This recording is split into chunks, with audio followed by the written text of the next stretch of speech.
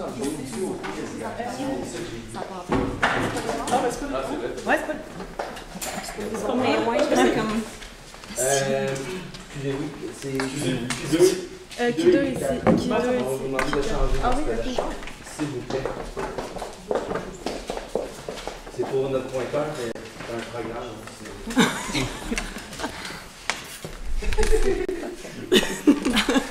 C'était quoi ça?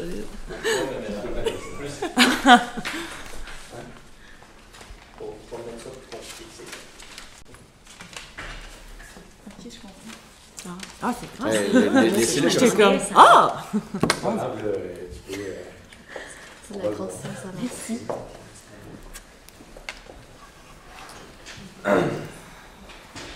Bonjour à tous, bienvenue à votre premier quiz de la journée. Ronde préliminaire 1, voici un petit rappel des rondes préliminaires. Donc, il n'y a pas d'élimination.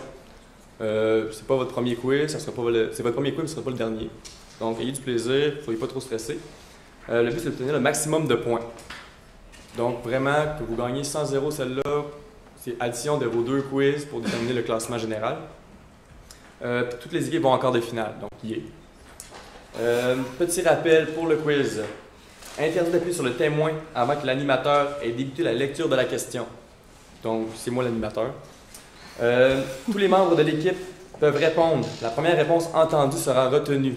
Donc, même si tu sais pas qu'il a appuyé sur le petit buzzer, quand la personne qui parle, c'est elle qui donne la réponse.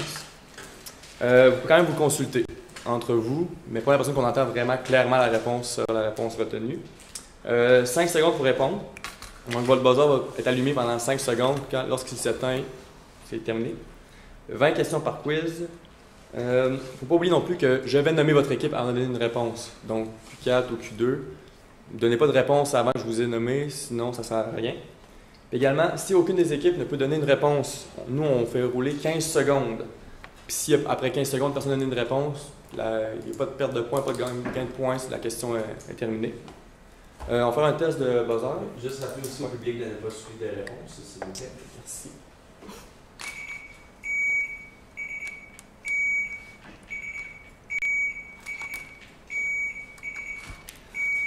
Ils ont même les ongles de la même couleur, c'est cute.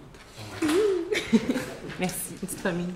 Donc, voici un exemple un peu des questions. Donc, ça va être en français en haut et en anglais en bas.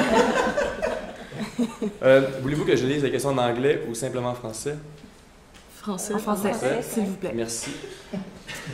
Donc, on commence avec les vrais ou faux.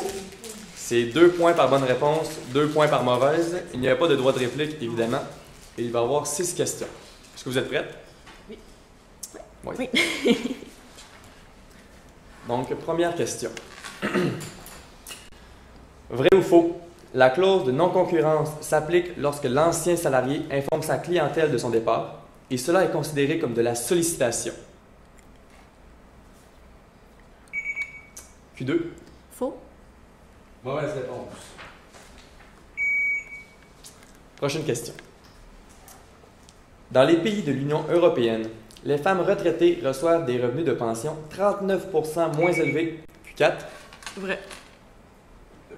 Bonne réponse. Une hésitation. Excusez, hein, j'ai dit de faire la question. Ah ouais? C'est correct, pas besoin de ça. Prochaine question. Selon l'article 5 Trends that are dramatically changing work in the workplace, les entreprises de 10 milliards de dollars peuvent épargner 100 millions de dollars en limitant les déplacements et en réduisant la surface consacrée à chaque travailleur. Q4. Mauvaise réponse. Prochaine question. Selon la capsule web Sans filtre, gestion de l'égalité au travail, moins de 12% de la main-d'œuvre dans les milieux de travail non conventionnels. Q4. Faux. Bonne réponse. Prochaine question. Une description de poste ne doit pas comporter de date, car elle ne devrait pas évoluer avec le temps. Q2. Vrai. Mauvaise réponse. Dernière question des vrais ou faux. Le nombre d'étapes que compte un processus de sélection et leur ordre varient en fonction de l'organisation. Q2. Faux. Mauvaise réponse. Nous passons maintenant aux questions à choix multiples. Un petit rappel de la formule de pointage. Donc, c'est 2 points par bonne réponse, moins 1 par mauvaise. Si c'est un droit de réplique, c'est plus 1, moins 1. Droit de réplique, vous avez le droit de vous abstenir si vous ne voulez pas répondre. Donc, vous perdez, vous ne gagnez pas de points, ça reste statu quo. Et il y a 10 questions. Excellent. Première question à choix multiples. Le plus souvent, on se sert d'un système de gestion du rendement pour A. La rémunération. Q4. C. Mauvaise réponse. Je vais terminer la question pour Q2. B. L'administration. C. L'évaluation du rendement. Ou D. Le perfectionnement. Faut que je buzz ou. Tu peux buzzer, tu peux buzzer. On va dire A, la rémunération. Bonne réponse.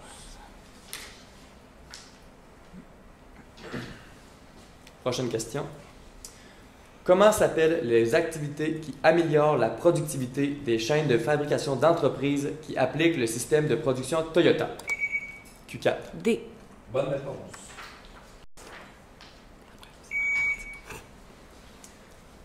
Selon Eve Zéville, CRHA, dans l'article « Adopter une perspective de changement pour réussir l'implantation d'un programme RH », qui doit-on?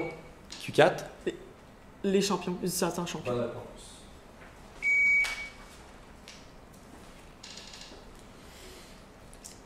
Le tribunal administratif du travail utilise certains critères développés par la jurisprudence pour déterminer l'unité de négociation appropriée, lequel est associé à la description suivante. Ce critère est particulièrement pertinent lorsqu'une partie désire modifier par fractionnement ou fusion une unité existante.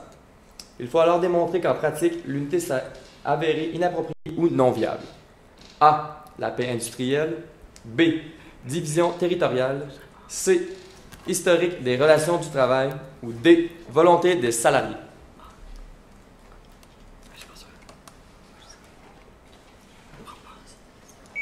Q2. B. Mauvaise réponse. Q4, voulez-vous utiliser votre droit de réplique? On peut-tu? Oui. On... Ouais. A. Mauvaise réponse. C'est historique des relations du travail. Donc, prochaine question. Le greffe collectif est A. Une mésentente entre les parties sur l'interprétation d'une clause de la convention collective. B. Plusieurs ou tous les salariés. Q4. D. Bonne réponse.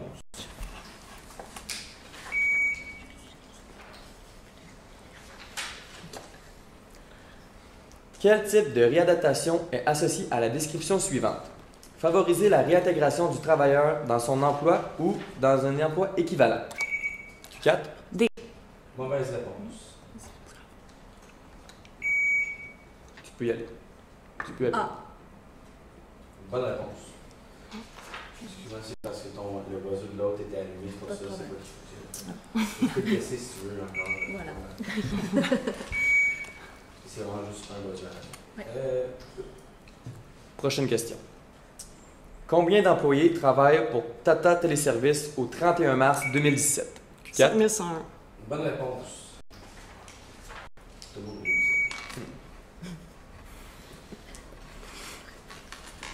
Prochaine question. Selon Diane Garnick de TIAA, les hommes devraient épargner 10% de leur salaire pour accumuler un moment équivalent 18. Q4. Ouais, oui. 18, je m'excuse. Ouais, c'est correct. Prochaine question. Selon Antoine Laville, parmi les éléments suivants, qu'est-ce qui n'est pas un avantage d'avoir une main-d'œuvre plutôt âgée? A. Les travailleurs âgés changent d'emploi moins souvent. B. Leur rendement est moins affecté lorsque le travail les stresse. C.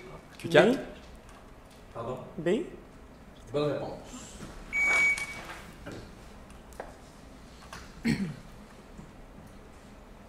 Lequel n'est pas un avantage du programme d'intégration socio-professionnelle de la TOU pour Valérie Charles, agente à l'accueil et à la billetterie? A. C'est dans... B. Excusez-moi. Bonne réponse. C'est correct. Donc, nous passons maintenant aux questions à réponse courte. Pour cette partie, si vous commencez votre réponse quand votre voyant est allumé, pas de problème. Si s'éteint, prenez le temps de finir votre réponse. Il n'y a pas de stress de 5 secondes pour donner la réponse. Donc, comment on comptabilise les points? C'est 4 points par bonne réponse, moins 2 par mauvaise, puis on divise dans un droit de réplique. Il va y avoir 4 questions. Et c'est également la dernière partie du quiz. Sauf s'il y a égalité. Ouais, sauf s'il y a égalité, évidemment. Je m'excuse, Carl. Première question en réponse courte. Nommez les 2 principales manières de comparer les indicateurs RH selon l'article Performance des pratiques RH. Comment? Q4. OK. On l'utilise pour se comparer à travers le temps, donc d'une année à l'autre, à l'interne. Puis on peut l'utiliser pour se comparer avec les entreprises du même secteur. Bonne réponse. Prochaine question. Nommez 4 formes d'emploi non traditionnelles ou d'entente flexible.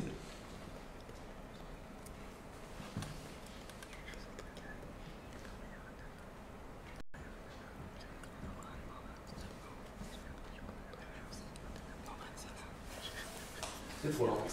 Donc, les 2 équipes ne donneront pas de réponse pour cette question. Il y en avait plusieurs, donc... 4 choix là-dedans. Voilà. OK. Et plus. OK. Prochaine question.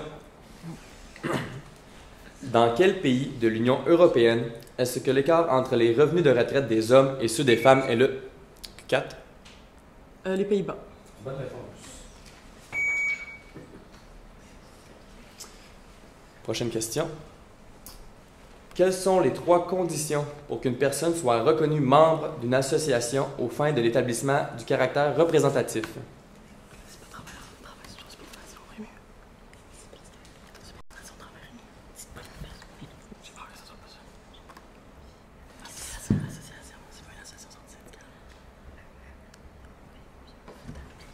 C'est trop long.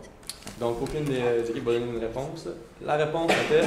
On cherchait salarié compris dans l'unité de négociation, ce qui est une formule d'adhésion, et payer sa cotisation syndicale.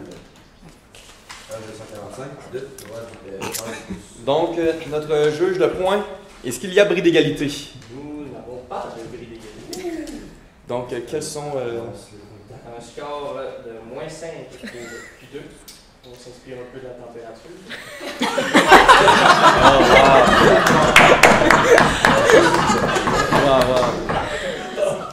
Un score de 21 pour Q4. Donc, beau premier quiz.